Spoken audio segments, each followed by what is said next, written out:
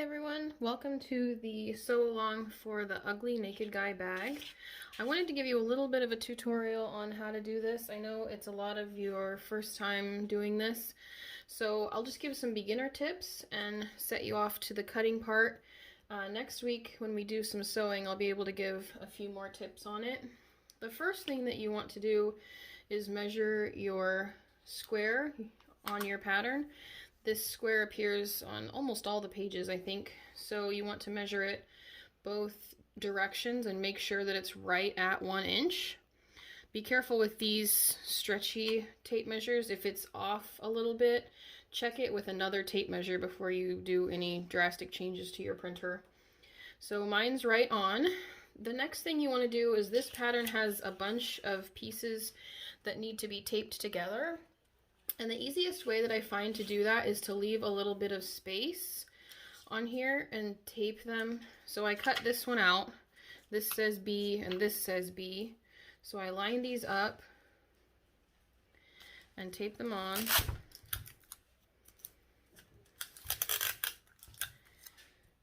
Like so.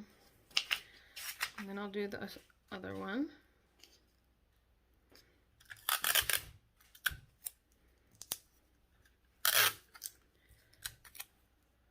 Okay, and then it makes it a lot easier to cut around it rather than if you had cut it all out and then you were trying to tape them together without any other supporting paper underneath. It really is a lot easier if it has a little bit of support there. So here we go. This isn't the entire piece. I don't show full pattern pieces on my videos, so I did cut off some of the top so that it wasn't all shown here. So you'll use these pieces, and it says on here what you need to cut. This one says 2 exterior and 2 exterior mirrored, and a lot of the pieces say that. So I'll show you a couple of tips here in a few minutes on how to cut them mirrored. Another thing I wanted to show you about the pattern pieces first was this rectangle of other additional pieces that need cut, and you'll have to cut each of these to go along with your bag. I found it a little bit, I couldn't remember what each piece was, so I made myself a little tab for each one that said the measurements and what it was. That way I can kind of keep it all together, so feel free to make yourself a tab, or some of them I'll probably even cut pattern pieces because they're 4 inches by 2 inches, and it's easier just to make a pattern piece for myself for those. I don't do very well with measurements personally, so if you need to make yourself a pattern piece, you can go ahead and do that. Okay, so let me go ahead and show you how to actually cut the fabric. What I use is a rotary blade. Just use a scrap piece of paper, and this isn't any actual pattern piece. This is just a random one that I've cut out, but I use my rotary blades for all of my cutting. I prefer it to scissors. I find it a lot more accurate. There are all sorts of sizes. This one's a 45 millimeter, this one's a 28, and this one's a tiny little 18. I've been using the 28 quite a bit for this one, and so you'll lay your pattern pieces on your fabric, and then I use a pattern weight. I turn it a little bit this way just because I'm a right-handed person, and then cut around.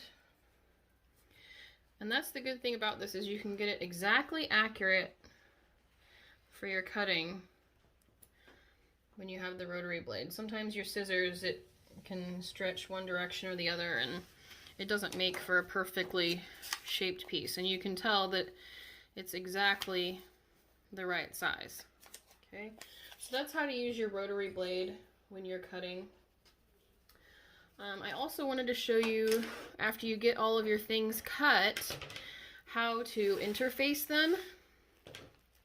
There's 2 ways to do the interfacing, and this time I've gone ahead and cut my fabric and my interfacing separate so that I could show you. But you can just take a big piece of your interfacing and iron it onto your fabric pieces and then cut everything out, so then you're just cutting one time. It's up to you how you want to do that. When you do your interfacing, make sure you're starting your ironing in the middle